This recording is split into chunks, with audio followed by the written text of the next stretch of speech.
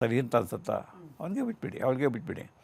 ಆಗ ಏನು ಎಕ್ಸ್ಪ್ರೆಷನ್ ಕೊಡ್ತಾರೆ, ಆಮೇಲೆ ಒಪ್ಕೊಳ್ಳಿ ಇಲ್ಲ ಅಂತ ಇನ್ನಷ್ಟು ಎಕ್ಸ್ಪ್ರೆಷನ್ ಕೇಳಿ, ಅಥವಾ ಇನ್ನೊಂದು ಸರಿ ಈ ಥರ ಮಾಡೋದು ನನಗೆ ಸಿಟ್ಟು ಬರುತ್ತಪ್ಪ, ನಾನು ನನಗೆ ಶಿಕ್ಷೆ ಕೊಡಬೇಕಾಗತ್ತೆ, ನಿನ್ನ ಕೆಲಸ ತೆಗೆದಾಕಬೇಕಾಗತ್ತೆ, ಅದು ನಿಜ ಇನ್ನು 3 ದಿವಸ ಮಾತಾಡಲ್ಲ ನಾನು, ಅಥವಾ ನೀವು ಏನೋ ಕೇಳಿದ್ಯಾ ದುಡ್ಡಿದೆ ನಾನು ತಂದುಕೊಡಲ್ಲ, ಯಾಕೆಂದರೆ ನೀನು ತಂಗಿಗೆ ಇಷ್ಟೊಂದು ಕಾಟ ಕೊಟ್ಟಿದ್ಯಾ, ಅವ್ಳ ಪುಸ್ತಕದಲ್ಲಿ ಹರಿದಾಕಿದ್ಯಾ ನೀನು, ಆ ರೀತಿ ವಾರ್ನಿಂಗ್ ಕೊಡಿ. ಆಮೇಲೆ punishment should be last resort. ಅದು ವರ್ಬಲ್ ಪನಿಷ್ಮೆಂಟ್ ಆಗಲಿ, ಮೌಖಿಕ ಶಿಕ್ಷೆ ಆಗಲಿ, ಅಥವಾ ಫಿಸಿಕಲ್ ಪನಿಷ್ಮೆಂಟ್ ಅಂತ ಈಗ ಕಾನೂನೇ ಬ್ಯಾನ್ ಮಾಡಿಬಿಟ್ಟಿದೆ. ತಂದೆ ತಾಯಿ ಕೂಡ ತಮ್ಮ ಮಕ್ಕಳನ್ನ ಹೊಡೆಯೋಂಗಿಲ್ಲ, ಟೀಚರ್ಸು ತಮ್ಮ ವಿದ್ಯಾರ್ಥಿಗಳನ್ನ ಬೈಯೋಂಗಿಲ್ಲ, ಹೊಡೆಯೋಗಿಲ್ಲ. ಏಕೆಂದರೆ ಅದು ಅತ್ಯಂತ ಅಪಾಯಕಾರಿ. ಹಾಗೆ ದ್ವೇಷ ಶುರುವಾಗುತ್ತೆ, ಕೋಪದಿಂದ ದ್ವೇಷ, ದ್ವೇಷದಿಂದ ರೋಷ, ರೋಷದಿಂದ ಆಕ್ರಮಣಶೀಲತೆ, ಆಮೇಲೆ ವೈಲೆನ್ಸ್. ಈಗ ಜಂಜಿಗೆ ಹಂಗೆ ಆಗ್ತಿರೋದು. ಜಂಜಿ ಯಾವ ಎಕ್ಸಾಮ್ ಸರಿಯಾಗಿರಲ್ಲ, ಪೇಪರ್ ಲೀಕ್ ಆಗುತ್ತೆ, ನೀವು ಮಾರ್ಕ್ಸ್ ತೆಗೆದು ಕೂಡ ನಿಮ್ಗೆ ಸೀಟ್ ಸಿಗೋದಿಲ್ಲ. 98 ತೊಗೊಂಡು ಸಿಕ್ಕುತ್ತೆ, 97.5 ತೊಗೊಂಡು ನಿಮಗಿಲ್ಲ. ಭಾರತದ ಅತ್ಯುತ್ತಮ ಸೈಕ್ಯಾಟ್ರಿಸ್ಟ್ಗಳಲ್ಲಿ ಒಬ್ಬರಾಗಿ ಇವತ್ತಿನ ಜೆನ್ಜಿ ಮಾನಸಿಕತೆ ಬಗ್ಗೆ ಏನು ಹೇಳ್ತೀರಿ? ಒಂದು ಅತ್ಯಂತ ಕಾಂಪಿಟೇಷನ್ ನೋಡಿ. ಈಗ ನೀಟ್ ಎಕ್ಸಾಮಿನೇಷನ್ನು ಇರೋದು 1,30,000 ಸೀಟು, MBBS ಸೀಟು, 23 ಲಕ್ಷನ ಬರ್ದಿದ್ದಾರೆ. 23 ಲಕ್ಷ. ಮತ್ತು ಆ ಪರೀಕ್ಷೆ ಸರಿಯಾಗಿ ನಡೆಯುತ್ತೋ ಇಲ್ಲ ಗೊತ್ತಿಲ್ಲ, ಅಕ್ರಮ ನಡೆಯುತ್ತೋ ಗೊತ್ತಿಲ್ಲ. ಅಥವಾ ಈಗ KPSCನಲ್ಲಿ ಪಾಸಾಗಿದ್ದರೆ ನಿಮಗೆ ಇಲ್ಲ ರೀ ಕೆಲಸ ಇಲ್ಲ ರೀ, 40 ಲಕ್ಷ 50 ಲಕ್ಷ ಎಲ್ಲ ತೊಗೊಂಡು ಕೆಲಸ ಕೊಟ್ಟಿದ್ದಾರೆ. ಮೊನ್ನೆ ಪೇಪರಲ್ಲಿ 80 ಲಕ್ಷ ಕಲೆಕ್ಟ್ ಮಾಡಿ, ಒಂದೊಂದು ಪೋಸ್ಟಿಗೆ 80 ಲಕ್ಷ ಕಲೆಕ್ಟ್ ಮಾಡಿ ಕೊಟ್ಟಿದ್ದಾರೆ. ಈಗ ಬಿಹಾರದಲ್ಲಿ ಆಯ್ತಲ್ಲ, ಬಿಹಾರದಲ್ಲಿ 14ನೇ ಇಸ್ವಿಯಿಂದ ಆಗಿರೋ ಅಪಾಯಿಂಟ್ಮೆಂಟೆಲ್ಲ ಈಗ ಕ್ಯಾನ್ಸಲ್ ಮಾಡೋ ಸ್ಥಿತಿ ಬಂತು. ಯಾಕೆಂದರೆ ಯುವಜನರಿಗೆ ನಮ್ಗೆ ಅನ್ಯಾಯ ಆಗ್ತಾಯಿದೆ, ನಮಗೆ ಮೆರಿಟ್ ಇದ್ರೂ ಕೂಡ ನಮಗೆ ಸೀಟ್ ಸಿಗ್ತಾಯಿಲ್ಲ, ನಾವು ಕಷ್ಟಪಟ್ಟು 90 ತೆಗೆದ್ರು ಕೂಡ ನಮಗೆ ಕೆಲಸ ಸಿಗ್ತಾಯಿಲ್ಲ, ಕೆಲಸ ಸಿಕ್ಕಿದ್ರು ಕೂಡ ಪರ್ಮನೆಂಟ್ ಆಗಿಲ್ಲ.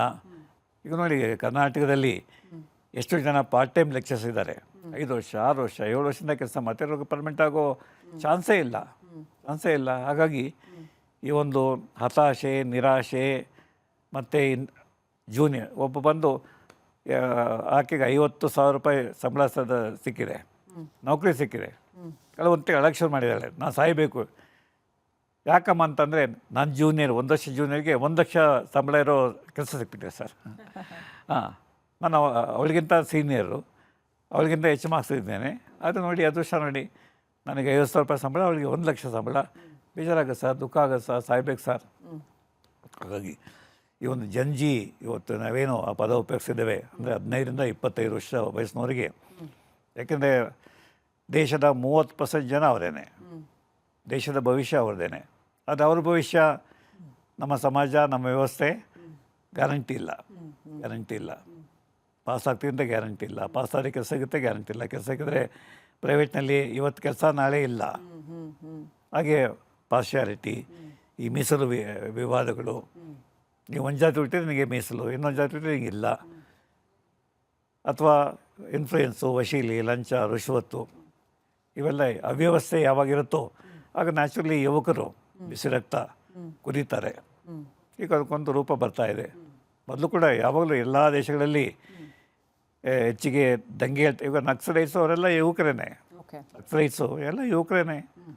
ಸಮಸ್ಯೆ ವ್ಯವಸ್ಥೆಯ ವಿರುದ್ಧ ಸಿಡಿದಿದ್ದವರು, ದೇ ಟುಕ್ ಅಪ್ ವೈಲೆನ್ಸ್. ಅದನ್ನು ಈ ಬೇರೆ ಜನ್ರೇಷನ್ ಅವ್ರ ಜನ್ಜಿಗಳನ್ನ ಪೇರೆಂಟ್ಸ್ ಇರಬಹುದು, ಅಥವಾ ಎಲ್ಡರ್ಸ್ ಇರಬಹುದು, ಅಥವಾ ಸರ್ಕಾರದಲ್ಲಿರೋ ಹಿರಿಯರು ಇರಬಹುದು, ಹೇಗೆ ಅದನ್ನು ಹ್ಯಾಂಡಲ್ ಮಾಡ್ತಾರೆ? ಈಗ ನೋಡಿ, ಈಗ ಇದಾದಮೇಲೆ ಡೆಲ್ಲಿ ಪ್ರಕರಣ ಆದಮೇಲೆ ಈಗೆಲ್ಲರೂ ಜಂಜಿ ಜೊತೆ ಸಹಿ ಮಾಡಿಕೊಳ್ಳೋಕ್ಕೆ ಓಡಾಡ್ತಾರೆ. Is that correct? ಕೊಡಲೇಬೇಕು, ಮೊದಲೇ ಕೊಡಬೇಕಾಯಿತು. ಫ್ರೆಂಡ್ಶಿಪ್ಪಲ್ಲಿ ಹೋಗಬೇಕು. ಅದರಿಂದ ನಿಮ್ಮ ಕಷ್ಟ ನೋಡಿ. ಇವತ್ತು ಪ್ರತಿಯೊಬ್ಬ ಸಚಿವ, ಕೇಂದ್ರ ಸಚಿವ ಪ್ರತಿ ದಿವಸ ಒಂದು ಯೂನಿವರ್ಸಿಟಿಗೆ ಹೋಗಿ ಮಾತಾಡಬೇಕು. ಹಾಗೆ ಟೀಚರ್ಸ್ ಕೂಡ ಮಾತಾಡಬೇಕು. ಈಗ ಟೀಚರ್ಸ್ ಬಂದು ಪಾಠ ಮಾಡಿಬಿಟ್ಟು ಅಷ್ಟೇ ಮುಗೀತು ನನ್ನ ಕೆಲಸ, ಅವ್ನು ಗೈಡ್ ಮಾಡೋದಿಲ್ಲ. ಈಗ ನಾನು ಡಾಕ್ಟರ್ ಆಗಬೇಕಾದ್ರೆ ನನ್ನ ತಂದೆ ಕಾರಣ ಆಗಲಿಲ್ಲ, ತಾಯಿ ಕಾರಣ, ನಾನು ಕಾರಣ ಆಗಲಿಲ್ಲ. SSM ಏನು ಮಾಡೋಕ್ಕೆ ಗೊತ್ತಿಲ್ಲ. ನಾನು ಓದಿ ಊರಿನಲ್ಲಿ ಇಂಟರ್ಮೀಡಿಯೇಟ್ ಕಾಲೇಜ್ ಇರಲಿಲ್ಲ, 2 ವರ್ಷ ಸುಮ್ಮನೆ ಇದ್ದೆ. ಒಬ್ಬ ಟೀಚರ್ ನನ್ನ ಬೆನ್ಬಿದ್ರು, ಚಂದ್ರಶೇಖರ್, ಇಡೀ ತಾಲೂಕಿನ ಫಸ್ಟ್ ಬಂದಿದ್ದೀಯಾ, ಪ್ರಿಂಟಿಂಗ್ ಪ್ರೆಸ್ಸಲ್ಲಿ ಮೊಳೆ ಜೋಸ್ಕೊಂಡು ಕೂತಿದ್ಯಾ, ಹೋಗು ಬೆಂಗಳೂರಿಗೆ ಹೋಗಿ, ಯಾವ ಮಹಾದೂರ ಅದು. ಇಲ್ಲ ಸರ್ ಕಷ್ಟ ಆಗುತ್ತೆ. ಇಲ್ಲ ಇಲ್ಲ, ಏನಾಗಬೇಕು ಸರ್, ಓಕೆ ನೀನು ಡಾಕ್ಟರ್ ಆಗಬೇಕು, ಓಕೆ ನೀನು ಲೇಖಕನಾಗಬೇಕು. ಹಾಗಾಗಿ ಸೊ ಟೀಚರ್ಸು ಇವತ್ತು ವಿದ್ಯಾರ್ಥಿಗಳು ಮತ್ತು ಟೀಚರ್ಸ್ ನಡುವೆ ಸಂಬಂಧಗಳು ಅರಿಸ್ಕೊಂಡಿವೆ. ಓಕೆ ಪಾಠ ಮಾಡಿ ಹೋಗ್ತಾರೆ ಅಷ್ಟೇ, ಏನೂ ಸಂಬಂಧ ಇಟ್ಕೊಳ್ಳಲ್ಲ.